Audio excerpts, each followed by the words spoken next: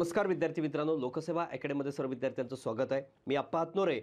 आज आपण की कंबाईन याबद्दल नेमकं या पुढील दिवसांमध्ये काय केलं पाहिजे. कंबाईन गट ब असेल, गट क चे विद्यार्थी असतील, त्यामध्ये काही जास्त अंतर नाही. ओके, तर आपल्याला जवळपास आता गट ब ला 65 ते 70 दिवसाच्या आसपास दिवस मिळत आहेत. तर आपण काय केलं पाहिजे जेणेकरून की आपण या परीक्षेमध्ये पास होऊ शकतो. बघा, मेरिट खूप वाढतं आहे, मेरिट असं होतं आहे, ते त्याच्यावर काही डिपेंड नसते. पेपरवर डिपेंड असतो की पेपर सोपा आला तर मेरिट थोडा हाय लागू शकतो. ओके, जसं आपण बघितलं की ग्रुप सीचं मेरिट खूप कमी लागलं, बरोबर, त्या तुलनेनं बघितलं तर. ओके, त्यामुळे असं काही विचार करायचा नाही. आता मला 65 मार्काची स्ट्रॅटेजी बघायची आहे, 70 मार्क हे करायचे आहेत, ते आपण नाही ठरवायचं. सिलेबस व्यवस्थित कंप्लीट करायचा. सगळ्यात प्रथम बघा, आपण जेव्हा अभ्यासाला लागतो, आता इथून पुढं करायचं काय, तर याच्यापूर्वी केला असाल न केला असाल, मी हे कन्सिडर म्हणजे मी पहिलं आत्तापासून करताय असं कन्सिडर करून सांगतोय की प्रत्येकाने सिलेबस बघितला पाहिजे. किती जणांना सिलेबस माहिती आहे? ज्याला सिलेबस माहिती नाही तो करे या क्षेत्रामध्ये करे अभ्यास करतोय असं गृहीत धरलं जात नाही. पहिलं आपलं सिलेबस माहीत पाहिजे. त्यानंतर पहिला बघा, पहिले आपल्याला काय माहीत पाहिजे, पहिलं अभ्यासक्रम आपला जो काय आहे तो आपल्याला माहिती पाहिजे. कोणत्या विषयाचा काय अभ्यासक्रम आहे, आणि त्या अभ्यासक्रम पहिला टप्पा झाला तुमचा की दुसरी स्टेप तुम्हाला माहिती पाहिजे तुमचे असणारे प्रश्न. म्हणजे 2017ला जर आपला पॅटर्न चेंज झाला असेल तर 2017 पासून म्हणजे 17च का म्हणतोय, कंबाईन सुरू झाली. आता तुमची 23ला वेगवेगळे पेपर व्हायला सुरू झाले, ती वेगळी गोष्ट, बरोबर. 23ला सॉरी एकत्र झालं, पुन्हा मग आता काय वेगवेगळे झालं आहे आत्ता, बरोबर ना, 24-25मध्ये वगैरे. पण 17 पासून अरे जो पॅटर्न आहे, जो सिलेबस आहे, आणि 17 पासून ते 2024पर्यंतचे, आता 25चा पेपर झाला नाही तुमचा, हे पेपर्स तुम्हाला माहिती असणं गरजेचं आहे. म्हणजे या सिलेबसला धरून हे प्रश्न आलेत का हे आपण बघणं गरजेचं आहे. म्हणजे आपला आवाका कळतो की नेमकं काय वाचायची गरज आहे, की आता पॉलिटी म्हणल्यानंतर सगळंच वाचायचं की काय, की कोणत्या विषयामध्ये कुठल्या पॉईंटला भर द्यावं हे तुम्हाला या अभ्यासक्रम आणि प्रश्न सांगणार आहेत. म्हणजे अभ्यासक्रमामधला प्रत्येक पॉईंट तुमचा कव्हर झाला पाहिजे. आणि काय मग त्या एखादा पॉईंट तुम्हाला एक्सप्लेन करता येत नसेल किंवा तो व्यवस्थित कळत नसेल तर हे प्रश्न सांगतील की हे एवढा आवाका आहे, एवढं केलं पाहिजे. ओके, मग त्यानंतर तिसरी स्टेप येते, म्हणजे या सगळ्या गोष्टीवर मी बोलणार आहे. बघा, हे प्रश्न झाल्यानंतर मग तुम्ही जे काही कंटेंट वापरताय, संदर्भ वापरताय, ते एक संदर्भ तुमचं एका विषयाला जे काय आहे एक संदर्भ तुमचा असला पाहिजे, जे काय असेल ते. ओके, किंवा एकत्र जी असला एखादा ठेवू शकता, तुमच्या मनावर आहे. बघूया, संदर्भ असेल आणि संदर्भानंतर तुमचं काय पाहिजे रे, सगळ्यात जास्त PYQ प्रिव्हियस इयर क्वेश्चन जे आहेत ती सॉल्व्ह केले पाहिजे मॅक्सिमम. हे तर दररोज सोबत पाहिजे. हे फक्त तुमच्या परीक्षेचे प्रीचे प्रश्न आहेत, तुमच्या परीक्षेचे जी तुम्ही एक्झाम देताय त्याचे प्रश्न पाहिजेत. ओके, आणि हे PYQ प्रिव्हियस इयर क्वेश्चन जे आहेत ते आपली सोबत पाहिजेत. प्रिव्हियस इयर क्वेश्चन कोणतं, जे आपलं 21,000 प्रश्नसंच आहे त्या टॉपिकचं एक टॉपिक याच्यातलं वाचून झालं की आपलं हे सोडवण्यासाठी म्हणून म्हणतोय हे पाहिजे. आणि त्यानंतर जे काय टेस्ट सोडवावे का. ओके, टेस्ट, मग हे टेस्ट सोडवले पाहिजे का, किंवा प्रॅक्टिस टेस्ट म्हणतो PT दिल्या पाहिजे का, तर प्रॅक्टिस टेस्ट पण दिल्या पाहिजे. आणि खूप काही प्रॅक्टिस टेस्ट देऊन त्याचा काय फायदा होत नाही, पण मिनिमम एक 4-5 तरी प्रॅक्टिस टेस्ट दिल्या पाहिजे, जेणेकरून आपलं टाईम मॅनेजमेंट होण्यासाठी न देता पण राहिलं नाही पाहिजे. आपलं टाईम मॅनेजमेंट झालं पाहिजे. सिली मिस्टेक जे काय असते, तुमचे मिस्टेक जे आहेत ते टाळल्या पाहिजे. म्हणजे मिस्टेक न होता, मिस्टेक तुमच्या पेपरमध्ये होण्यापेक्षा इथंच झालेल्या बऱ्या, त्यासाठी ते टाळण्यासाठी देखील टेस्ट पेपर दिलं पाहिजे. आणि आपण तो सिरियसनेस जो आहे तो निर्माण करण्यासाठी टेस्ट पेपर दिले पाहिजे. ओके, पण याच्यानुसार बघा टेस्टचा एक बॅड इफेक्ट काय पडतो, की इथे जी काय आपली पेपर काढणारी लोकं असतात, ही पेपर काढणारी लोकांची जी काय मेंटॅलिटी आहे ती तुमच्या डोक्यात घुसते आणि तुम्ही त्यानुसार वाचायला लागता, आणि त्याच्यामुळे देखील तुमचा रिझल्ट जाऊ शकतो. लक्षात घ्या. म्हणजे जर एखाद्याने पेपर अवघड काढण्यासाठी विचार करून जर काहीतरी वेगळंच काढून ठेवलं तर तरी देखील तुम्ही तेच जर समजा करत असाल तर ते त्याच्यानुसार जर तुमचं कॅच करून ते लक्षात ठेवण्याचा प्रयत्न करत असाल, शेवटी मानवी मेंदू आहे, प्रत्येकच गोष्ट आपल्या लक्षात राहील असं नाही. मग आपला तिथंही आपला जो काय पॉईंट ज्याच्यावर लक्ष द्यायला पाहिजे ते लक्ष देत नाहीत आणि दुसरंच काहीतरी करत बसतो आणि त्यामुळे आपला रिझल्ट जाऊ शकतो. लक्षात. मग हे गोष्टी महत्त्वाच्या आहेत. आणि आता हे झालं तुमचं ॲक्च्युली अभ्यासक्रमाच्या रिलेटेड हे कंटेंट झालं. दुसरं पॉईंट हे महत्त्वाचं आहे की आता हे सगळं माझ्याकडे आहे पण मी तरी पण पास होत नाही. म्हणजे सगळ्यात महत्त्वाचं ना रे, की माझ्याकडे आहे हे सगळं, म्हणजे सर हे काही नवीन नाही माझ्यासाठी, तरी देखील मी पास होत नाही. त्याचं कारण काय असते बघा, तर सगळ्यात महत्त्वाचं काय असतं रे, आपले सगळ्यात महत्त्वाची पहिली गोष्ट काय आहे बघा, म्हणजे आपलं पहिली गोष्ट डेडिकेशन असते का, निश्चित नाही. मग डेडिकेशन असलं पाहिजे.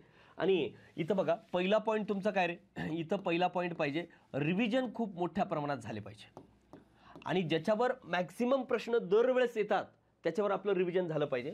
आणि त्याच्याही अगोदर या रिव्हिजनच्या अगोदर म्हणाल मी पहिलंच पॉईंट लिहितो की जे मी मागच्या वेळेसचे चुका केलेल्या आहेत ज्याच्यामुळं माझा रिझल्ट जातोय दरवेळेस, म्हणजे माझा रिझल्ट कशामुळे जातोय, माझा रिझल्ट कशामुळे जातोय किंवा मी मागच्या वेळेस जे काय ॲनालिसिस केलेलं आहे प्रॉपर, तर रिझल्ट कशामुळे जातोय. उदाहरणार्थ समजा माझं काय रे मॅथ आणि रिझनिंगमुळे जात असेल किंवा माझं करंटमुळे जात असेल, ओके, किंवा माझं सायन्समुळे जात असेल, तर मला या विषयांवर भर देणं हे गरजेचं आहे, हे मला कळलं पाहिजे. किंवा आत्तापासून या विषयाला वेळ देणं हे माझं गरजेचं आहे. किंवा कोणाला हिस्ट्री जमत नाही तर हे पहिलं करणं गरजेचं आहे. मग याच्यामध्ये काय केलं पाहिजे, चला मी सगळंच काय वाचत बसतोय का, की करंटला मला काय करणं गरजेचं आहे हे मला कळायला पाहिजे. मग करंटला आयोग आतापर्यंत मागच्या आपण 22 पासून त्याला विचारते सर किती वर्षाचं करंट वाचू, त्याला विचारते सर किती सॉरी सांग रे दादा किती वर्षाचं वाचू, त्याने पास झाला त्याला विचारते, ते म्हणते 1.5 वर्षाचं वाच, ते 1.5 वर्षाचं वाचत बसते. याला विचारते 1 वर्षाचं, त्यानं 1 वर्षाचं वाचते, त्यांना सांगते हे पुस्तक वाच, ती वाचते, याने म्हणलं की हे करते. कशाला, हो बरोबर ना, तुमच्याकडे एवढं सुंदर दिलेलं आहे की हे आयोगाचं आहे आणि आयोगापेक्षा बाकीच्या लोकांवर विश्वास जास्त आहे का तुम्हाला. मग स्वतः बघायचं की याच्यामध्ये किती वर्ष त्यांनी मागं गेलेली आहेत, की किती प्रश्न विचारलेले आहेत आणि कशा पद्धतीनं प्रश्न विचारलेला आहे. एखादा पुरस्कार त्यावर कशा पद्धतीनं प्रश्न विचारलेले आहेत. समजा नोबेल आहे तर नोबेलमध्ये त्यांनी सगळी नोबेल आहेत, त्यामध्ये नोबेलमध्ये जे काय भौतिकशास्त्राचं आहे, रसायनशास्त्राचं आहे, पण त्यात तुम्हाला काय रे पुन्हा पुन्हा कशावर विचारलं आहे, शांतता आणि काय रे शांततेवर आणि कशावर विचारलं आहे, साहित्यावर विचारलाय. मग मला ते माहिती आहे का, शांतता आणि करे साहित्यावरलं त्या व्यक्तीवर विचारतात, त्या व्यक्तीचं करे त्या व्यक्तिविशेषवर पण विचारतात, त्याच्याबद्दल डिटेल माहिती देखील विचारतात, ते मला कळलं पाहिजे. आणि त्या दृष्टिकोनातून मी कंटेंट कव्हर केलंय का तरच मला मार्क येतील. आता ग्रुप बीचा करंटचा पेपर अवघड होता, मग करे ते सगळ्यांनाच तिथं मार्क कमी आले, बरोबर ना. ग्रुप बीला मला वाटते 6-7 मार्क हे चांगले ॲव्हरेज मार्क होती सगळ्यांना, की 4-5 कोणाला 6-7 निगेटिव्ह जाऊन ते चांगले मार्क होते. नाही त्या ठिकाणी मला 15 आले पाहिजे होते, पण हट्टाच नाही करायचं. हे इथं 15 पैकी 15 येऊ शकत नाहीत. अलग लक्षात, हा पेपर खूप सोपा आला तर आपण 12-13 पर्यंत पण जाऊ शकतो, पण इथं हट्टाच करायचं नाही. ज्या ठिकाणी आपण घेऊ शकतो इथं तुम्ही आउट ऑफ घेऊ शकता, तुमचं चांगलं असेल तर. म्हणून पण इथंही काय रे, म्हणजे बघा लक्षात घ्या, ह्या विषयांमुळे माझा रिझल्ट जात असेल किंवा इथं अजून दुसरे विषय असू शकतात. एखाद्याचे हे विषय चांगले असतात, कुणाचे जीएस खराब असते, कुणाची हिस्ट्री खराब असते, पण आपलं मागच्या वेळेस काय खराब होतं ते व्यवस्थित बघितलं पाहिजे. आणि दुसरा पॉईंट बघा, तुमचे रिव्हिजन मॅक्सिमम झाले पाहिजे. माझे रिव्हिजन झाले नसतील करे, मी प्रॅक्टिस खूप करत नसेल, म्हणजे ज्या गोष्टी करे जी फॅक्ट आहेत ते फॅक्ट मी प्रॉपर करत नसेल तरी माझा रिझल्ट जाऊ शकतो. लक्षात, म्हणजे माझे फॅक्ट जे आहेत मला काही विचारता यायला पाहिजे.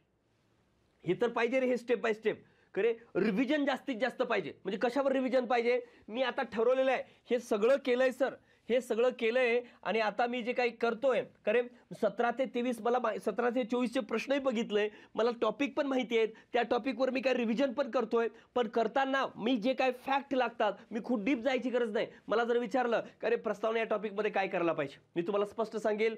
पहिलं 42वी घटना दुरुस्ती 1976 नुसार काय शब्द टाकण्यात आलेत, प्रस्तावना कोणाकडून घेतलेली आहे, प्रस्तावनेवरले कमेंट्स काय वेगवेगळे जे काय कोणी कोणी काय काय म्हणलेलं आहे आणि प्रस्तावनेवरले जे खटले आहेत हे ज्याच्यावर प्रश्न आलेले आहेत प्रिव्हियस इयरला किंवा येऊ शकतात हे आपल्याला कळलं पाहिजे. आणि ते कंटेंट तुमचं माहीत आहे का. मग तुम्हाला विचारलं सांगा का रे बेरवार युनियन खटल्यामध्ये काय सांगितले, भाग आहे म्हणले का नाही म्हणले, नाही म्हणलं. केशवंत भारती खटला भाग आहे म्हणलेला आहे. त्यानंतर काय LIC खटल्यात काय सांगितलं, अविभाज्य भाग आहे म्हणलेला आहे.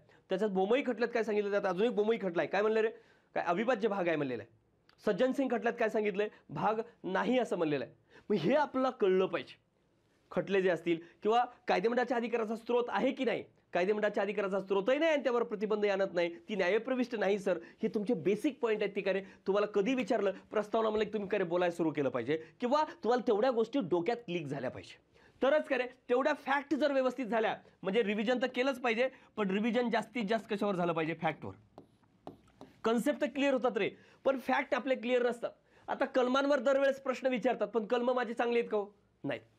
समजा पॉलिटीमध्ये मी म्हणतोय की पॉलिटी मी करतोय, तर पॉलिटीमध्ये मला काय रे एखाद्या कलमावर 168 कलम काय राज्य विधिमंडळाचं कलम आहे. मग गेल्या वेळेस 168 विचारलं, 170 काय, 171 काय, 169 काय आहे, मला ते येत नाही, मी काय करू, मला ते आलं पाहिजे. कलम 200 3 काय, कलम 181 काय आहे? मला फटकन सांगता आलं पाहिजे. कलम 215 काय, हायकोर्टाचं सुप्रीम कोर्टाचं करे अभिलेख न्यायालयाची कलम काय आहेत, हायकोर्टात सुप्रीम कोर्टाचं मूळ अधिकार क्षेत्राचं कलम काय आहे, म्हणजे जी महत्त्वाची कलम आहेत ती मला जमलीच पाहिजे. मी ते हट्टास का करत नाही, मला ते जमत नसतील तर माझा रिझल्ट जाऊ शकतो. आलं लक्षात? म्हणजे या दृष्टिकोनातून, म्हणजे याचा अर्थ मला काय सांगायचं आहे, मग हे जमत नसतील एक नोटबुक करा आणि त्यावर तेवढेच काय रे कीवर्ड्स म्हणजे जे काही फॅक्ट आहेत ते लिहा आणि त्याला पुन्हा पुन्हा वाचा आणि ते लक्षात राहील. बघा आता ज्यांचं हे झालेलं आहे आणि ज्यांनी अभ्यासक्रम माहिती नाही किंवा हे केलं नाही तर या पद्धतीनं जावंच लागेल, त्याला पर्याय नाही. मी एक कुठलाही संदर्भ ठेवू शकता. मी तर सांगेल जीएस साठी केवळ रे, मग तुम्हाला डोळे झाकून जे विद्यार्थी काय जीएस साठी हिस्ट्री, जिओग्राफी, पॉलिटी, इकॉनॉमिक सायन्ससाठी आपलं कंबाईन स्पष्टीकरणाचं पुस्तक, आता वेळ मिळाला म्हणून नोट्स ठेवू शकता. कंबाईन बुक आणि नोट्स एवढं ठेवू शकता. जे काय आपल्या वेगवेगळ्या नोट्स आहेत, मी माझंच आहे म्हणून म्हणत नाही, उत्तम कंटेंट लिहिलेलं आहे आणि मागच्या अनेक परीक्षामध्ये त्यामधले प्रश्न रिफ्लेक्ट झालेले आहेत. तुम्हाला टेबलावर हे पुस्तक दिसेल. खरं आहे का? तुम्हीच सांगताय बरोबर. मग त्या तुम्हाला एक सांगतोय, हे जर व्यवस्थित केलात तर याच्या बाहेर वेगळं करायची गरज नाही. म्हणजे जेणेकरून इथला वेळ जो आहे तुम्हाला इथं मिळेल, लक्षात ठेवा. ओके, मग काय, मग अजून तुम्हाला सगळ्यात महत्त्वाचं, पोरं बरीच काय आजकाल काही करतात. आता बरेच परवा एक मला पोरानं फोन लावलं होतं सर की आता मी सरळ सेवा करणार आहे.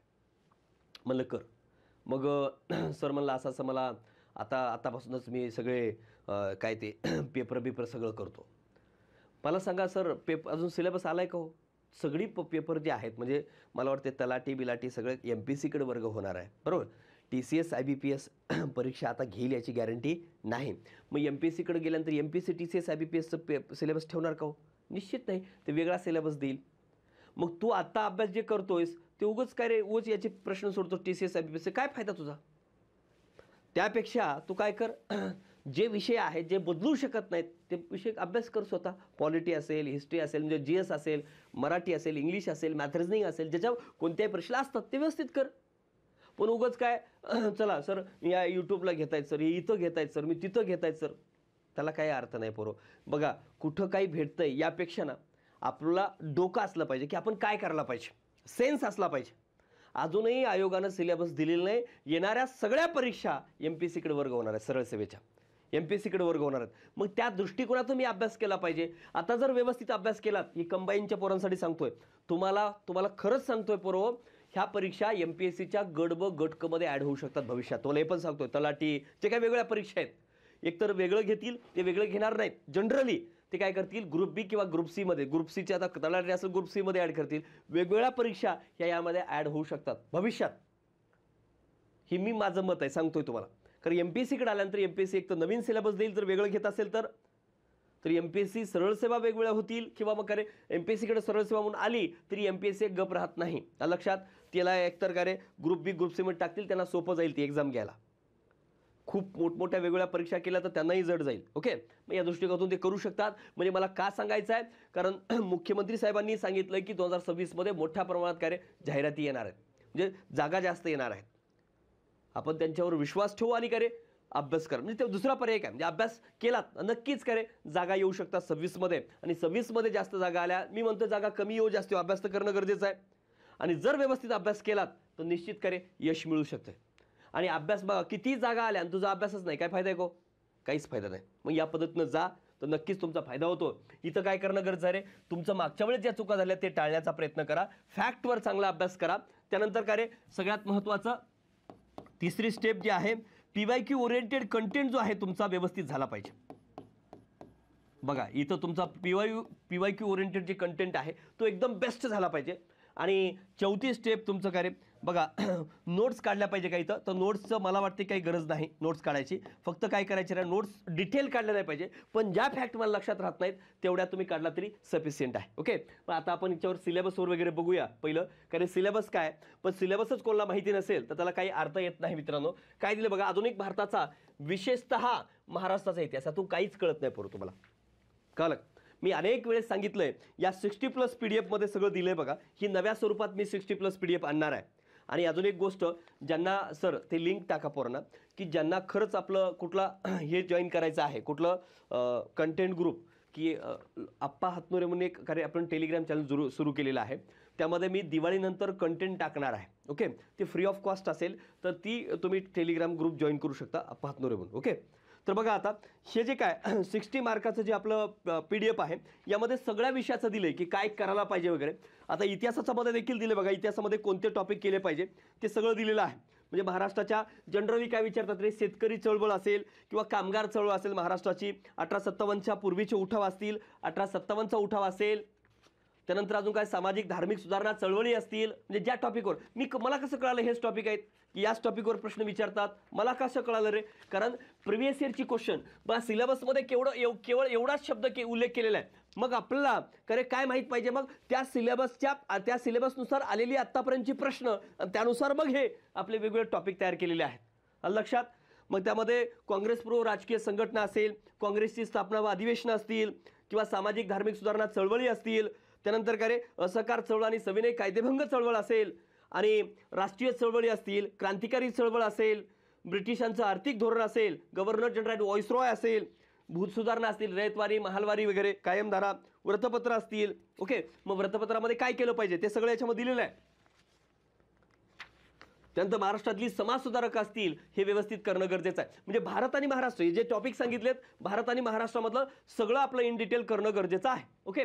त्यानंतर बघा इथं काय रे भूगोलमध्ये किती पोरला माहिती आहे रे बघा. हे बघा महाराष्ट्राच्या भूगोलाच्या विशेषतः अभ्यासासह, म्हणजे महाराष्ट्राचा अभ्यासक्रम तर आहेच, आपला काय रे पृथ्वीचा पण अभ्यास आहे की पृथ्वी, तुम्ही असं समजू नका फक्त भारताचा आहे की पृथ्वी असेल, जगातील विभाग असेल. मी अनेक वेळेस तुम्हाला वेगवेगळ्या व्हिडिओमध्ये सांगितलं, पहिलं टेक्स्टबुक करा पोरो, ज्यांनी केलेत त्यांना काय मार्क येतात. इथं 10 पैकी 10 आणायचे असतील तर काय रे सगळ्यात महत्त्वाचा सोर्स आहे 6 to 10th पर्यंत किमान काय रे जे काय आहे आपल्या 10वीचं ओल्ड वाचला तर बेस्टच राहील. तर काय रे स्टेट बोर्ड करणं गरजेचं आहे किमान. मग नंतर तुम्हाला काय रे महाराष्ट्रासाठी आणि इंडियासाठी आपल्या नोट्स केला तरी चालेल जॉग्राफीच्या आणि किंवा कंबाईंड बुक. पण हे केलात तर काय रे तुमच्या कन्सेप्ट खूप छान क्लिअर होतील. पहिलं हे करणं गरजेचं आहे. आता ज्याची इच्छा आहे त्यांनी करू शकते, नाही केला तर काय रे माझं सांगणं कर्तव्य आहे. मी या ठिकाणाहून जी आत्तापर्यंत माहिती दिली ती सगळी काय रे जे एकदम तुम्हाला करेक्ट माहिती दिलेली आहे की या पद्धतीनं जायला पाहिजे. शेवटी तुमचं जाणं न जाणं हे तुमच्या मनावर आहे. मी सगळ्या गोष्टीवर डिस्कशन करणार, पहिलं सिलेबस तुम्हाला एक्सप्लेन करून व्यवस्थित सांगतो, यानुसार एवढं पॉईंट तुम्हाला या 70 दिवसामध्ये कव्हर करणं होतं आहे आणि शक्य आहे. मी म्हणतोय की इतकं दिवस काय अभ्यासामध्ये गॅप पडलाय सर आणि आता इथून पुढं करू का, निश्चित तुमचं या 2 महिन्यामध्ये अभ्यास होऊ शकते. फक्त सिलेबस टू सिलेबस जा, निश्चित तुम्हाला काय यश मिळू शकते. ओके. तर बघा हवामान टॉपिक असेल, अक्षांश असेल, हवामान बघताना भारतात आणि महाराष्ट्रात दोन्हीचे बघायचं. अक्षांश रेखांश यामधलं जे काय, अक्षांश म्हणजे काय, रेखांश म्हणजे काय. ओके. म्हणजे रेखावर्त किती आहेत, अक्षवर्त किती आहेत, अक्षवर्ताचा परिणाम काय होतो, रेखावर्ताचा परिणाम काय होतो, मग या रेखावर्तावर एवढा टाइम आहे तर या रेखावर्तावर किती वाजले असतील, असा प्रश्न पण विचारू शकतात त्या रिलेटेड, ती आपल्याला माहिती पाहिजे. मग काय रे ग्रीनिजपेक्षा भारताचं जे प्रमाण वेळ किती तास पुढं आहे मागं आहे त्याच्यावर बद्दल प्रश्न विचारू शकतात. ओके.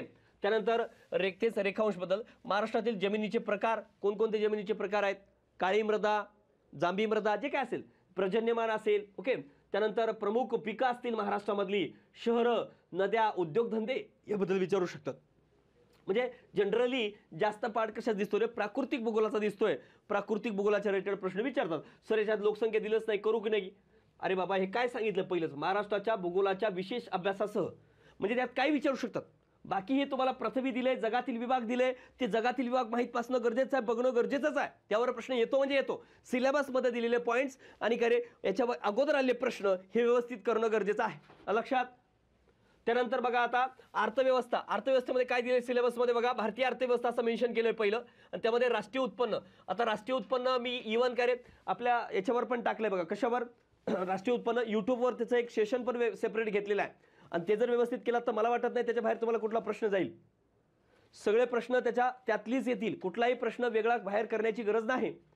त्यानंतर बघा शेती टॉपिक जे काय ॲग्रिकल्चरच्या रिलेटेड, जसं तुम्हाला शेतीमध्ये काय काय विचारू शकतात रे, शेतीच्या जनरली स्कीम पहिलं व्यवस्थित करणं गरजेचं आहे, शासकीय योजना चांगल्या करणं गरजेचं आहे शेतीच्या रिलेटेड. त्यात काय शेतीच्या वेगवेगळ्या तुम्हाला काय रे ज्या आपल्या क्रांती आहेत, श्वेत क्रांती असेल किंवा वेगवेगळ्या याच्या पिकांच्या किंवा वेगवेगळ्या याच्या क्रांत्या असतील ते माहिती असणं गरजेचं आहे. आदानं असतील, पिकांच्या बाबतीत काय असतील, वेगवेगळ्या संस्था असतील, करे शेती ॲग्रिकल्चरच्या विपणनाच्या संस्था असतील, करे वेगवेगळ्या बाबतीत ते आपल्याला माहिती असणं गरजेचं आहे. उद्योग टॉपिक असेल, परकीय व्यापारामध्ये मग आयात कोणाकडून जास्त किंवा कोणत्या वस्तूची आयात जास्त करतात, निर्यात कोणत्या देशाला करतो आपण किंवा कोणत्या वस्तूची निर्यात जास्त करतो किंवा FDI इन्व्हेस्टमेंट वगैरे त्या रिलेटेड प्रश्न विचारू शकतात. बँकिंगमध्ये अनेक गोष्टी आहेत. RBI येतंय, त्यानंतर व्यापारी बँका, ह्या दोन्ही आपला व्यवस्थित बघणं गरजेचं आहे. लोकसंख्या इथं मेन्शन केले बघा. त्यानंतर दारिद्र्य आणि काय रे बेरोजगारी, मुद्रा आणि राजकोषीय नीती. मुद्रा पैसा, मुद्रा आणि राजकोषीय नीती म्हणजे काय रे, म्हणजे याचा अर्थ लक्षात ठेवा. मुद्रा आणि राजकोषीय नीती म्हणजे काय रे, मुद्रा म्हणजेच RBIची नीती आहे. राजकोषीय नीती, मुद्रा नीती म्हणजे कुठली झाली, मौद्रिक धोरण. राजकोषीय नीती म्हणजे काय, सरकारचं धोरण. त्याबद्दल म्हणजे जनरली काय रे, हे तुम्हाला दिलं मेन्शन केले आणि हे मेन्शन केले म्हणजे काय रे, सार्वजनिक वित्त आहे.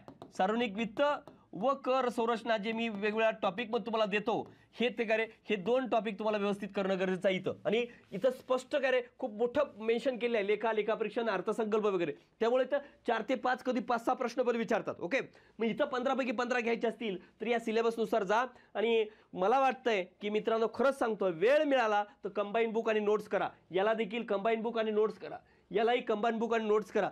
सर मग भारताच्या नोट्स आल्याच नाहीत तर मी जेवढं लवकरात लवकर होईल तुम्ही मला कमेंटमध्ये टाकू नका पोरो.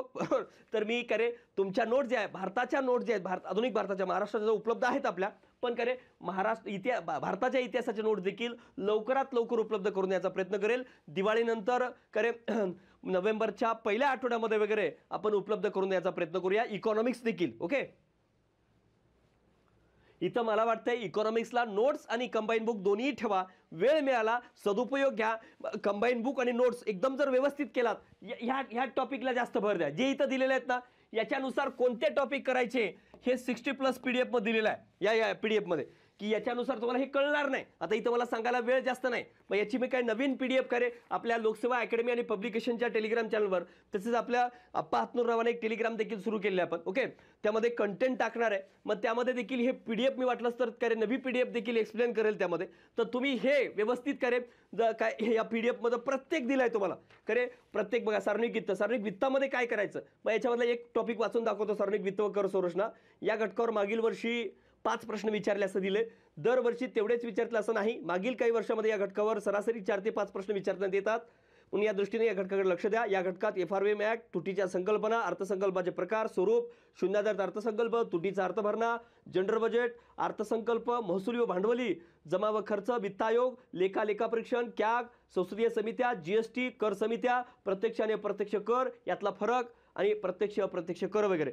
मग हे एवढंच दिले, याच्या बाहेर प्रश्न आलाय का रे सर? याच्या अगोदर दिले की नाही PDF? बरोबर, परीक्षेच्या अगोदर दिलोय. या PDFच्या बाहेर एक प्रश्न मला दाखवा रे, एकही प्रश्न दाखवा. आज महाराष्ट्रामध्ये कोणी पण एवढा प्रॉपर अनालिसिस केलं नाही. तुम्हाला सांगतोय कशाचं, सिलेबसचं.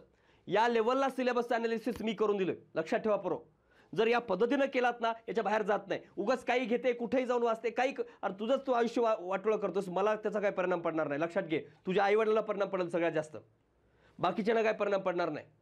पडेल का हो सर? तुझ्या वैयक्तिक तुझ्या जीवनात पहिलं बघ. उगं काय रे फुकट भेटलं म्हणून कुठेही काय बघत बसते आणि कुठेही काय करत बसते, ते तुझं नुकसान आहे. मला देणं गेलं नाही. आलं का लक्षात? प्रॉपर जर केलात, मी म्हणतो ना फुकट भेटो काय इकत भेटो, पहिलं बघ की त्याच्यावर खरंच प्रश्न आहेत का. हे दिलाय आप्पा दिलाय, उगाच आप्पा दिलाय फुकट भेटलं म्हणून ते वापरू नको. त्याच्यानुसार प्रश्न येत आहेत का आणि ते खरंच आहे का. 4 लोकांना विचार, शाण्या तू स्वतः अनालिसिस कर आणि त्यानंतर यूज कर. मी एवढं तुम्हाला सांगतो पोरो. तर बघा, हे टॉपिक तुम्हाला करणं गरजेचं आहे. त्यानंतर राज्यशास्त्र एवढंच उल्लेख केले. मग काय रे याच्यात काय करायला पाहिजे हे कोण सांगते? 2017 पासून ते 2024 पर्यंतचे पेपर सांगतात. याच्यामधले ही टॉपिक मी सगळे तुम्हाला असं काय रे, हे सगळे टॉपिक या 60+ PDF मध्ये दिलेले आहेत. ते टॉपिक परफेक्ट करा. मग मला सगळ्यात सांगायचं काय रे, सिलेबसनुसार जर अभ्यास केलं, सिलेबस आणि हे दोघं मिळून सांगतात की कोणते टॉपिक आहेत. मग याच्यामध्ये जास्त राज्यावर भर असतो. हायकोर्ट असेल, राज्य विधिमंडळ असेल, महत्वाची कलम, हायकोर्ट असेल. बघा लक्षात ठेवा, मूलभूत हक्क, महाराष्ट्र तत्वे, मूलभूत कर्तव्ये, घटना निर्मिती, घटनेचे वैशिष्ट्य, प्रस्तावना, संघराज्य राज्यक्षेत्र, घटनात्मक बिगर घटनात्मक आयोग, हे जे महत्वाचे इथे आपला विचार शकतो. केंद्राचे संबंध, आंतरराज्य संबंध यावर प्रश्न असतात नाही रे? असतातच. तुम्ही केंद्रावर जास्त भर नसतो पण राज्यावर भर असतो. किंवा मग काय रे लोकपाल, लोकायुक्त यावर प्रश्न विचारतात आपल्याला. ग्राम प्रशासन महत्वाचं, ग्राम प्रशासनावर विचारतात ग्राम प्रशासनामध्ये काय 73वी 84वी घटना दुरुस्ती, त्यानंतर काय रे समित्या वेगवेगळ्या केंद्र आणि राज्याच्या किंवा ग्रामपंचायत, पंचायत समिती, जिल्हा परिषद या रिलेटेड आपल्या या ठिकाणी प्रश्न विचारतात म्हणजे विचारतात. ओके, हे आपलं चांगलं करणं गरजेचं आहे. त्यातही कोणतं काय करायचं त्या PDF मध्ये सगळं दिलेलं आहे. ओके, त्यानंतर बघा सामान्य विज्ञानमध्ये भौतिकशास्त्र, रसायनशास्त्र, प्राणीशास्त्र, वनस्पतीशास्त्र, आता हे सगळे शास्त्र मेन्शन केलेत, बॉटनी, फिजिक्स वगैरे. मग आता याच्यामध्ये काय करायचं हे कोण सांगते? पुन्हा सांगतो, 2017 पासून ते 2024 पर्यंतचे पेपर सांगतात की भाऊ काय कर, हे तुम्हाला टॉपिक विचारतात. हे सांगितलंय की बायोला जे काय रे 6 प्रश्न विचारले जातात, म्हणजे आरोग्यशास्त्र आणि जे काय तुमचं वनस्पतीशास्त्र, प्राणीशास्त्र हे जे मिळून आहेत का रे याला 6 प्रश्न विचारतात, बरोबर. आणि तुम्हाला हे रसायनशास्त्र आणि भौतिकशास्त्रावर 3-3 प्रश्न विचारतात, बरोबर. किती झालेले 15 प्रश्न असे विचारले जातात. आणि यामध्ये कोणत्या टॉपिकवर विचारतात तुम्हाला करे लगेच कळायला पाहिजे. यामध्ये काय आरोग्यशास्त्रामध्ये काय रोगावर विचारतील, प्राण्यांचे आणि वनस्पतीचे रोग वगैरे. आणि काय रे वनस्पतीशास्त्रामध्ये काय रे वनस्पती प्राण्यांचं वर्गीकरण आणि वनस्पतीचं वर्गीकरण जे आहे, animal classification, plant classification, disease, nutrition, ह्या टॉपिकला जास्त भर द्या. याच्या बाहेर प्रश्न आहे का निश्चित नाही. फिजिक्समध्ये गेलात तर फिजिक्समध्ये सगळ्यात जास्त भर कशावर असतो? प्रकाश असेल म्हणजे लाईट टॉपिक, इलेक्ट्रिसिटी, साऊंड या टॉपिकवर जास्त भर असतो.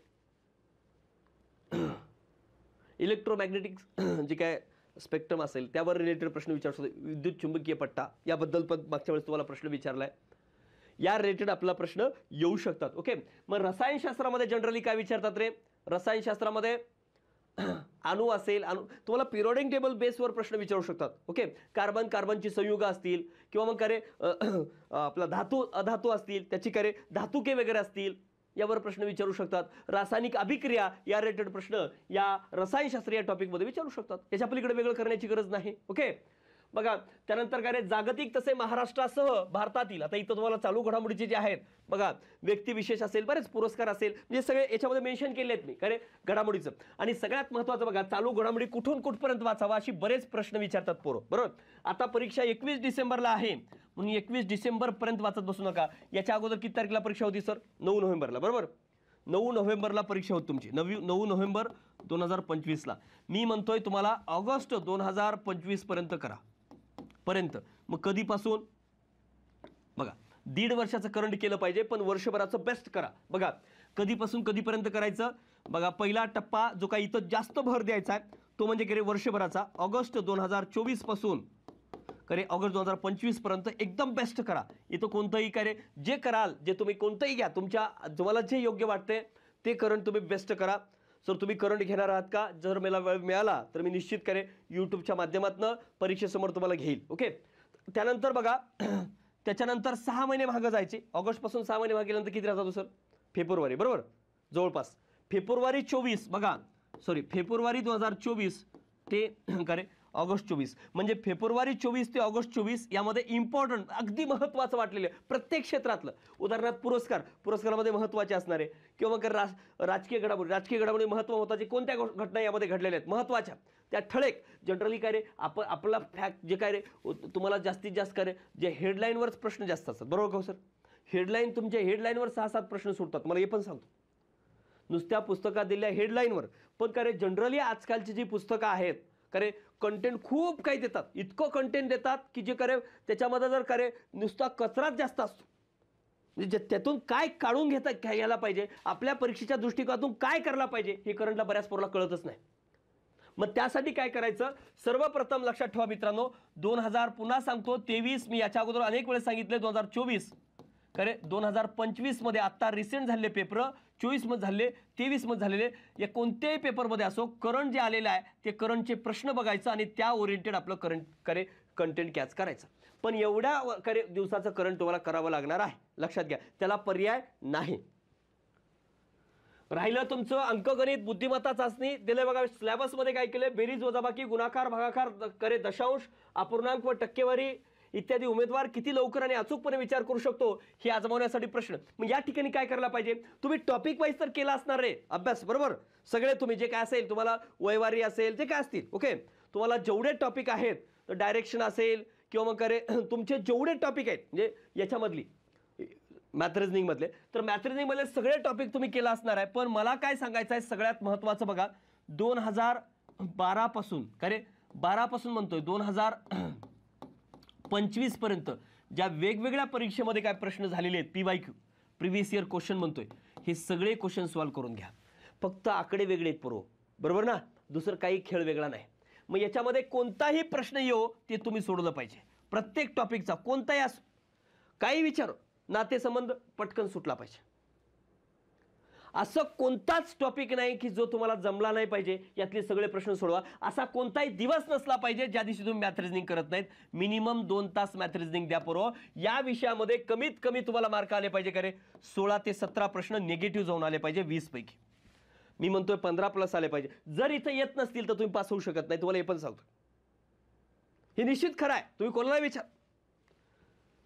बघा, तर आपल्या तुम्हाला बॅचेस बद्दल सांगतो. 21,000 PYQ अनालिसिस बॅच आहे. आता तुम्हाला 70 दिवस वेळ आहेत आणि या बॅचच्या थ्रू तुम्हाला खरंच अभ्यास करायचा असेल तर बिंदास ही बॅच करा. आणि चांगली बॅच आहे जी करे 2026 साठी अभ्यास करत असतील किंवा सध्याच्यासाठी अभ्यास करत असतील तरी ही करे 7व्या आवृत्तीवर आधारित बॅच आहे आणि खूप सुंदर बॅच आहे. मित्रांनो, तुम्ही कोण लावला असेल त्यांना विचारा. पहिलं टॉपिकच्या अगोदर सगळं कार्य ते टॉपिक का, त्या टॉपिकवर कसा विचारू शकतात प्रश्न, त्याचं सगळं सांगितलं जाते आणि प्रत्येक प्रश्न कार्य व्यवस्थित अनालिसिस केला जातो आणि त्याचं इलिमिनेशन टेक्निकनं कसा प्रश्न सोडवावा, असे प्रश्न आले तर काय लॉजिक लावावं, हे सगळ्या गोष्टी या ठिकाणी डिस्कस केल्या जातात. ओके. त्यानंतर विक्ट्री बॅच असेल तर ही बॅच मात्र काय रे डिटेल तुम्हाला शिकवलं जातं. प्रत्येक टॉपिक जे प्रीचे सगळे डिटेल, पहिलं काय रे बेसिक घेतलं जाते, पुन्हा काय रे टॉपिक पूर्ण डिटेल शिकवला जातो आणि 21 मधले सगळे प्रश्न जे काय आहेत 21 मधले त्या टॉपिकचे रिलेटेड सगळे प्रश्न हे घेतले जातात. ही काय रे ज्या विद्यार्थ्याला काही जमत नाही, काही त्याला अभ्यास व्यवस्थित नाही, तर या आत्ताच्या सध्याच्या ग्रुप बी आणि ग्रुप सी साठी तर त्या विद्यार्थ्यांनी ही बॅच करू शकता. आता वेळ मिळाला म्हणून ही आपली काय विक्ट्री तिसरी बॅच सुरू होणार आहे. ती बॅच दिवाळीनंतर सुरू होईल, तर ती जॉईन करू शकता. ओके. ॲडमिशन सध्या सुरू आहेत, तर ज्याला घ्यायचं त्यांनी घेऊ शकता. त्यानंतर न्यू कंबाईंड फाउंडेशन बॅच बघा, ही फक्त कोणासाठी आहे रे, ही 2026ला तयारी करणाऱ्या विद्यार्थ्यांसाठी आहे. ही बॅच स्टार्ट फीस 1,000 रुपये असणार आहेत बघा, तर सॉरी 10,000 रुपये सॉरी. तर ड्युरेशन 1 वर्ष असणार आहे बघा. ही 1 वर्षाची बॅच आहे. या बॅचमध्ये इतकं डिटेल, आता मुद्दाम न्यू कंबाईंड फाउंडेशन बॅच दिली, आतापर्यंतची 23वी फाउंडेशन बॅच आहे. पण या बॅचमध्ये काय रे ही कधी होणार आहे, 2026च्या विद्यार्थ्यांसाठी असणार आहे. अगदी डिटेल यामध्ये शिकवलं जाणार आहे पोरो. पहिलेही शिकवलंय, आताही डिटेल शिकवलं जाईल. थोडंसं यामध्ये नवीन काही गोष्टी असणार आहेत, मी याचा डेमो तुम्ही बघून घेऊ शकता. पण ही बॅच काय रे आता सुरू होणार आहे, म्हणजे आजपासून तुम्ही ॲडमिशन घेऊ शकता. पण ही बॅच नोव्हेंबरमध्ये स्टार्ट होईल. 2026मध्ये तयारी करणाऱ्या विद्यार्थ्यांसाठी आहे. 26मध्ये बऱ्याच जागा येतात पोरो, तरी बिंदास्त ही बॅच जॉईन करू शकता. आणि या बॅचमध्ये तुम्हाला इन्स्टॉलमेंट देखील अवेलेबल आहे. तर ही बॅच 1 वर्षाची आहे. या बॅचमध्ये टॉपिक आहे पहिलं तुम्हाला टेक्स्टबुक शिकवलं जातात, पुन्हा काय डिटेल शिकवलं जाते. त्यानंतर अजून काय असते रे बाबा, डिटेल शिकून झाल्यानंतर काय असते अजून तुम्हाला 21 मधले सगळे प्रश्न घेतो आपण. त्यानंतर PYQ वगैरे, ते PYQ कसे घ्यायचे, बऱ्याच गोष्टी यामध्ये नवीन गोष्टी ॲड करणार होतो आपण. तर जो कोणी तुमचा कार्य कोणी असेल की ज्यानं 26 साठी तयारी करतोय, अशा विद्यार्थ्यांसाठी खरंच ही बॅच कार्य वरदान ठरेल, हे तुम्हाला 100% सांगतो. कुठल्याही सरळ सेवा येऊ MPSCकडे, MPSCचं म्हणतोय, मला TCS IBPSचं काही जमत नाही पोरो, तुम्हाला खरंच सांगतोय. ते जमत नाही, ते जमत नाही. जे काही MPSCकडे सरळ सेवा येतील, MPSCनं सिलेबस दिला तर MPSCच्या लोकांची मेंटॅलिटी मला माहिती आहे, त्यानुसार मी काय तुम्हाला घेऊ शकतो. ओके. तर ही बॅच तुम्हासाठी आहे. त्यानंतर आता कंबाईन बुक रिव्हिजन बॅच जी आहे तिसरी, जी काय आता तारीख तुम्हाला वाढून मिळाली म्हणून आपण हे काय कंबाईन बुक रिव्हिजन तुमच्या विद्यार्थ्याच्या मागणीच तो बस करे तिसरी बॅच आपण हे सुरू करतोय. ज्याला काय मला वाटते सुरू झाली असेल सर. ओके. बॅच सुरू झालं, ॲडमिशन सुरू झालेले आहेत. तर रेकॉर्डेड बॅच आहे आणि आता पहिल्या 2 बॅचला खरंच उत्तुंग प्रतिसाद दिला, ती चांगली गोष्ट आहे. तुम्हाला ज्यांनी करताय त्यांना विचारा की किती तळमळीनं आपण मी शिकवतो. ओके. आणि मॅक्झिमम विषय मी स्वतः घेतोय, त्यामुळे बिंदास राहा की काय रे या बॅचमध्ये आता जे काही सध्या पोरं करतात त्यांना विचारा की खरंच मास्तर तळमळलं खरंच चांगलं शिकवतो का, नाही शिकवत म्हणतं घेऊ पण नका, खरं का. आणि या पुस्तकावर आधारित आहे आणि मी तुम्हाला खरंच सांगतोय पोरो, GS पूर्ण तुमचं यामध्ये एकदम व्यवस्थित कव्हर होतं. आणि 35 दिवसाची बॅच आहे. 35 ते 40 दिवसामध्ये तुमचं काहीच राहणार नाही, हे लक्षात ठेवा. ओके. म्हणून ज्याला करायचं आहे त्याला आत्ताही 40 दिवसामध्ये होऊ शकते. पुन्हा तुम्हाला 30 दिवस रिव्हिजनसाठी भेटू शकतात, अशा स्वरूपाची बॅच आहे. आणि अगदी सगळ्या विषयाची मिळून 1800 रुपये फीस ठेवली मित्रांनो, बरोबर ना सर. एका विषयाला लोकांची फीस करे 4-4, 5-5 हजार असते सर. आताही तुम्ही कुणाचे मॉड्यूल्स काढून बघा, त्यांच्याकडे एका विषयाचे जे काय इकॉनॉमिक्सवर कुठल्याही हिस्ट्री जिओग्राफी कुठलीही काढून बघा, खरे 2,500-3,000 रुपये एका विषयाची फीस असते. तुम्हाला हिस्ट्री जिओग्राफी पॉलिटी सगळे विषय मिळून इथं 1800 रुपये फीस ठेवलेली आहे. ओके, तर तुमच्या मनावर आहे करू शकता. आणि ह्या आपल्या नोट्स आहेत लोकसेवा पब्लिकेशनच्या, जे काय आहेत सगळ्या नोट्स जवळपास करे मार्केटमध्ये सध्या करे जे काय आहेत तिथं आलेले आहेत. फक्त इकॉनॉमिक्स आणि करे मला वाटते इंडिया हिस्ट्री आणि आता काय 1-2 दिवसामध्ये, आज जे तुमचा व्हिडिओ पडलाय 2 दिवसामध्ये तुम्हाला 2-3 दिवसामध्ये दिवाळीच्या अगोदर बायोलॉजी असेल, फिजिक्स आणि केमिस्ट्री मार्केटमध्ये उपलब्ध होईल. फक्त राहतील कुठले तुमचे, तर सगळ्यात मला वाटते कुठलं सर इकॉनॉमिक्स आणि इंडिया हिस्ट्री राहील. ते मात्र दिवाळीनंतर मला वाटते 1 नोव्हेंबरला म्हणजे नोव्हेंबरच्या पहिल्या वीकमध्ये ते मार्केटमध्ये उपलब्ध होतील. ओके, हे सगळ्या आपल्या नोट्स आहेत, सॉरी पुस्तकं आहेत. ओके, ही 21,000 प्रश्नसंच आहे. मराठी प्रश्नसंच, मराठी मात्र लक्षात ठेवा कधी येईल रे, परीक्षा जे काय आपले तुमची प्री झाल्यानंतरची. ओके, आणि आत्ता मेन्सचा अभ्यास करायला पाहिजे का, ज्याला प्रीचं कॉन्फिडन्स आहे, मग याच्या पुस्तकाला बघून लक्षात आलं मला बरोबर, ज्याचं मी प्रीचं कॉन्फिडन्स आहे की मी पास होऊ शकतो, त्यांनी मात्र काय करू शकता रे, आत्तापासून 2-3 तास का रे मेन्सचा अभ्यास करू शकता. आता इंग्लिश मराठी जर वीक असेल तर इंग्लिश मराठी आत्ताच करून ठेवा. मग तुम्हाला हे सांगतोय बरोबर, GS एवढं चांगलं आत्ता करा की मेन्सला त्याला वेळ द्यायची गरज पडू नये. ओके, आधुनिक आपला महाराष्ट्राचा आणि भारताचा इतिहास पण आपलं नरवडे सरांचं पुस्तक आहे आणि समाजसुधारकांचं विपुल थोरमोटे सरांचं पुस्तक आहे. ओके, हां, आता हे लगेच उपलब्ध होतील. ओके, तुम्हाला 2 दिवसामध्ये. बघा, तर आता तुमचं सध्याचं प्लॅनिंग काय असलं पाहिजे, शेवट तुम्हाला येतो या ठिकाणी. आणि आपलं प्लॅनिंग काय पाहिजे तिथं मी थांबतो आता. ओके, सिलेबस तुम्हाला पूर्ण एक्सप्लेन केला, नोट्स काढला पाहिजे का, मित्र मला नोट्स काढू नका, पण फॅक्टवर भर द्या. ओके, तर आता बघा, आपण जर दिवसभरामध्ये 10 तास अभ्यास करत असाल किंवा 8 तास अभ्यास करत असाल, तर सध्या पुन्हा मी अनेक वेळेस हेच टाइम टेबल दिले बघा तुम्हाला. आणि खरे मी सांगायला पण लाजत नाही की अनेक वेळेस दिले म्हणून, बरोबर का, तर त्यानुसारच जाणं गरजेचं आहे, हे लक्षात ठेवा. इथं पुन्हा एकदा लिहितो की 2 तास करे दररोज मॅथ आणि रिझनिंगला द्या. कुठलाही असा दिवस रुकला नाही पाहिजे ज्या दिवशी आपण मॅथ रिझनिंग केलं नाही. दररोज उरले तुमचे कार्य, जर 8 तास अभ्यास करत असाल, सॉरी 10 तास करत असाल तर कार्य 8 तास तुमचे उरतायत. 8 तासामध्ये 4-4 तासाचा वेळ करा. आणि एखाद्याला समजा कार्य एकच दिवस एकच विषय वाचायची सवय असेल तर एकच ठेवा 8 तास. पण मला वाटतं की एकच विषय ठेवणे बोर होते, तर कार्य हे 4 तास आणि हे 4 तास करा. ओके, हे विषय, तर इथं तुम्हाला कमीत कमी कार्य कुठलाही एक विषय ठेवा, की समजा उदाहरणार्थ मी पॉलिटी ठेवला असेल तर इथं थोडंसं अवघड विषय ठेवा. इकॉनॉमिक्स सोपं वाटत असलं बेस्टच आहे, बरोबर. इथं जॉग्राफी ठेवत असाल तर इथं हिस्ट्री ठेवा. आणि इथं करंट ठेवत असाल का रे दुसरा राहिला कुठला हो सर सब्जेक्ट, कुठला राहिला बघा, history, geography, polity, economics, science, बरोबर. मग काय करंट सोबत सायन्स ठेवू शकता. असं तुम्ही 4 तास 4 तासाचं कार्य, आज एक दिवस उद्या परवा असं तुम्ही सायकल चालू ठेवू शकता. म्हणजे काय होईल, कुठल्याही दिवशी गॅप पडणार नाही. याचं मात्र कार्य दररोज सेशन तसंच ठेवू शकतात. आणि गृहिणी असतील किंवा कार्य जॉबवाले असतील यांच्यासाठी सेपरेट लेक्चर मी घेणार आहे, की जे जॉब करून अभ्यास करतायत. मला वाटते जॉब करून अभ्यास करण्यासाठी वेगळं घेणं गरजेचं आहे. यामध्ये उगं 2 मिनिटात देऊन त्याला फरक पडणार नाही, तर त्यांना एक सेपरेट आपण घेऊया. तर या बघा, यापर्यंत तुम्हाला अभ्यास करायचा आहे. सगळ्यात महत्त्वाचा अभ्यास करताना बघा पोरो,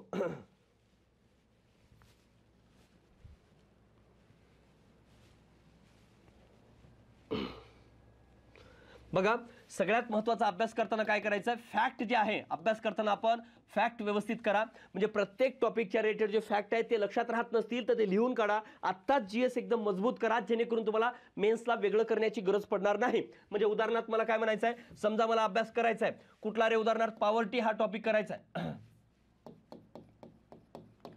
पॉवर्टी हा टॉपिक वाचायचा आहे. आता मी वाचताना काय करणार आहे, मला फॅक्ट म्हणजे काय हे पहिलं लक्षात घ्या. आता पॉवर्टी टॉपिकचा अभ्यास करताना मला हे कळलं पाहिजे की याच्यावर आतापर्यंत प्रश्न कसे आलेले आहेत, याच्यावर प्रश्न कसे आलेले आहेत हे कळत नसेल तर मला अभ्यास करण्याचा अधिकार नाही. मला हे कळलं पाहिजे सर पॉवर्टीवर काय येतात, की कन्सेप्ट म्हणला तर करे MPI वर, त्यानंतर काय निरपेक्ष दारिद्र्य, सापेक्ष दारिद्र्य, त्यानंतर काय BPL APL म्हणजे काय, किंवा मग आपल्या देशामध्ये निरपेक्ष दारिद्र्य वापरतात, दारिद्र्य म्हणजे काय, किमान मूलभूत गरजा भागविता न येण्याची, टोटल पॉवर्टी गॅप इंडेक्स म्हणजे काय, याबद्दल कन्सेप्ट. आता मग काय फॅक्टवर म्हणला तर सर समित्यावर विचारतात कुठल्या, हे तुम्हाला कळलं पाहिजे, तुमच्या डोक्याला क्लिक झालं पाहिजे. काय सर वेगवेगळ्या समित्या आहेत की जे प्लॅनिंग कमिशननं स्थापन केले आहेत किंवा इतर असतील. प्लॅनिंग कमिशनला जास्त भर दिलं पाहिजे. अलग कार्यगट, लकडावाला, काय तेंडुलकर आणि काय रंगराजन आणि पनगडिया कृतीदल. पण यापैकी सर जास्त प्रश्न तेंडुलकर आणि काय रंगराज याच्यावर विचारले, त्यातल्या तेंडुलकरवर सर्वात जास्त प्रश्न आहेत सर, हे मला कळलं पाहिजे.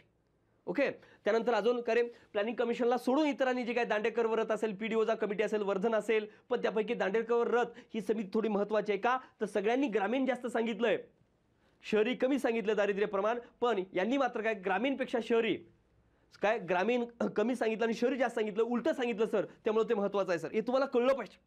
आणि त्यानंतर तुम्हाला अभ्यास करण्याचा अधिकार आहे. मग आता फॅक्ट काय करायचे, उदाहरणार्थ तुम्हाला विचारलं की चला सांगा रे तेंडुलकर कमिटी, मग तेंडुलकर म्हणलं काय काय कळलं पाहिजे रे, तेंडुलकर स्थापना माहीत पाहिजे, कंपल्सरी माहीत पाहिजे बघा, अहवाल माहीत पाहिजे, करे महत्त्वाच्या शिफारशी माहीत पाहिजे. आता मी काय करणार रे, समजा मला इस्टॅब्लिश कधी झाली 2005 झाले, काय डिसेंबर 5 वगैरे काय असेल ते 2009 डिसेंबर किंवा नोव्हेंबर जे असेल, शिफारशी काय रे 3 शिफारशी ज्या महत्त्वाच्या आहेत, काय कॅलरी निकष सोडून टाकायला सांगितलं सर. हे तुम्हाला कळायला पाहिजे, कॅलरी निकष हे माहीत असेल तर लिहित बसू नका. त्यानंतर काय रे बाबा बघा, एक तुम्हाला एकदम शॉर्ट नोट्स असल्या पाहिजे जे आपला काय रे, आता उदाहरणार्थ तुम्हाला विचारलं शिफारशी काय, दुसरं काय आरोग्य आणि शिक्षण, पॉवर्टी जे काय असेल पॉवर्टी बास्केटमध्ये आरोग्य व शिक्षण इन्क्लूड करायला सांगितलं, आणि URPO जी काय वापरलं, MRPचा वापर केला सर. हे तुम्हाला कळलं पाहिजे. आणि त्यांच्या काय 4-5च्या आकडेवारीनुसार त्यांची काय आकडेवारी आहे, आणि 9-10च्या नुसार काय आहे, आणि 2011-12 नुसार काय तुम्हाला हे कळलं पाहिजे सर. 4-5 नुसार त्यांची 37.2% आकडेवारी आहे सर, 9-10 मध्ये त्यांची काय 29.8% आहे सर, आणि 11-12 मला त्यांची 21.9% आहे सर. या सगळ्यामध्ये 8-8%चा फरक आहे सर, हे तुम्हाला कळलं पाहिजे. आणि इथं काय सर्वाधिक दारिद्र्याचं प्रमाण ओरिसा आहे, आणि हे सर काय बिहार आहे सर, दारिद्र्याचं प्रमाण सर्वाधिक इथं, आणि सर्वाधिक इथं कोणतं आहे तर कोणतं आहे रे, छत्तीसगड आहे सर, हे कळलं पाहिजे. आणि इथं मग तुम्हाला काय ग्रामीण शहरी दारिद्र्य काय आहे, किंवा मग इथं 11-12च्या वर जास्त प्रश्न विचारतात सर. मला इथं काय ग्रामीण शहरी हे तर माहीतच पाहिजे सर. आणि काय monthly per capita consumption expenditure पण माहीत पाहिजे, 816 आणि 1000 रुपये सर. आणि दैनंदिन पण माहीत पाहिजे, आणि ग्रामीण शहरी दारिद्र्याचं प्रमाण पण माहीत पाहिजे सर. का तर 11-12 जास्त प्रश्न विचारतात सर. हे तुमचा आवाका आहे, आणि हे जर तुम्हाला कुठल्या आकडेवारी येत नसेल तर ते फॅक्ट म्हणून तुमच्या वहीमध्ये नोंद करा, आणि ते लक्षात ठेवा. या पद्धतीने अभ्यास केलात तर याच्या पलीकडे तुम्हाला वेगळं करण्याची गरज नाही. हे प्रत्येक विषयाला असं करायचं आहे, आणि प्रत्येक विषयाबद्दल प्रत्येक टॉपिकला या पद्धतीने जायचं आहे. या पद्धतीने गेलात तर मित्रांनो तुम्हाला अपयश येणार नाही, लक्षात. आणि दररोजचं नियोजन प्रॉपर करा, त्याच दिवशी कंप्लीट झालं पाहिजे. आणि आपल्या आईवडिलांना आठवा, सगळ्यात मोठं मोटिवेशन ते आहेत, आणि त्यांच्या पलीकडे जग काही नाही मित्रांनो. आणि काही अडचण आली तर बिंदास्त कारण मला संपर्क करू शकता. जर काही वाटलं की कारण आपला जो काय माझा नंबर आहे त्यावर मेसेज टाका, टेक्स्ट मेसेज टाका, सर असा मला अभ्यास करायचा आहे आणि माझ्याशी जुळवायचं असेल. खरे आता मी दररोजच सर जे काय आपली दिवाळीनंतर दररोज त्या आप्पा हातनोरे या जे काय एक आपण टेलिग्राम चॅनल ओपन केले आहे ते चॅनल जॉईन करा. की कारण का मी आतापर्यंत जॉईन करा म्हणलो को सर, नाही तो तुमच्या भल्यासाठी आहे. तुम्हाला जॉईन करायचं करू शकता तर नाही, ते तुमच्या मनावर आहे. का त्यावर एक कार्य जे गरीब विद्यार्थी आहेत ज्यांनी कुठलं क्लास करू शकत नाहीत आणि ज्यांनी क्लास पण केले आहेत पण आपलं ट्रॅक चुकत असेल तर त्यावर कार्य कंटिन्युअसली कार्य सजेशन दिलं जाणार आहे किंवा काही गोष्टी शिकवल्या पण जाणार आहेत, काही जे महत्त्वाचे पॉईंट आहेत त्या ठिकाणी घेतले पण जाणार आहेत. म्हणून कार्य तर ते चॅनल मला वाटते की तुम्ही जॉईन करू शकता. लक्षात. तर या ठिकाणी मी थांबतो मित्रांनो. आणि तुम्हाला या पद्धतीने जर अभ्यास केलात निश्चित येणाऱ्या परीक्षेमध्ये यश मिळेल. आणि जर समजा ज्याला काय बघा, आता मी तुम्हाला पुन्हा एक शेवट गोष्ट सांगतो की या परीक्षेसाठी येणाऱ्या ग्रुप बी आणि ग्रुप सी साठी मला वाटतंय पुन्हा एकदा सांगतो तुमचे संदर्भ साहित्य काय पाहिजे. History, geography, polity, economic, science याच्यासाठी केवळ कंबाईन बुक आणि त्या सोबतचं एक नोट्स पाहिजे, जे काय आपल्या सगळ्या नोट्स आहेत आणि सगळ्या उत्तम केलेत. यावेळेस फिजिक्स केमिस्ट्री सर जे काय इतक्या वर्ष डल होतं ते पण फिजिक्स केमिस्ट्री एकदम बेस्ट बनवलेलं आहे. 6 पैकी तुम्हाला 4 ते 5 प्रश्न यावं या हिशोबाने ते बनवलेलं आहे. राहिला तुमचं कार्य मॅथ आणि रिझनिंग, मला वाटतं मॅथ रिझनिंगसाठी एक कुठलंही पुस्तक वापरा आणि करंटसाठी एक पुस्तक वापरा, कारण ते 2 विषयाला कंटिन्युअसली वेळ द्या. ओके. आणि जीएससाठी केवळ एवढंच केलात तर याच्या पलीकडे तुम्हाला बघा जीएसला मेन्सला पण वेगळं करण्याची गरज पडणार नाही याची शाश्वत देतो. हे व्यवस्थित करा, याच्या बाहेर एकही शब्द तुम्हाला वेगळं करायची गरज नाही. पुन्हा एकदा सांगतो, बरेच विद्यार्थी नोट्ससाठी कमेंट करतात. नोट्स ह्या कारण दिवाळीच्या अगोदर फिजिक्स, केमिस्ट्री आणि बायोलॉजी येणार आहेत आणि दिवाळीनंतर काय आपल्या जे काय इकॉनॉमिक्स आणि इंडिया हिस्ट्री येणार आहे. लक्षात. धन्यवाद मित्रांनो, थांबतो या ठिकाणी. All the best.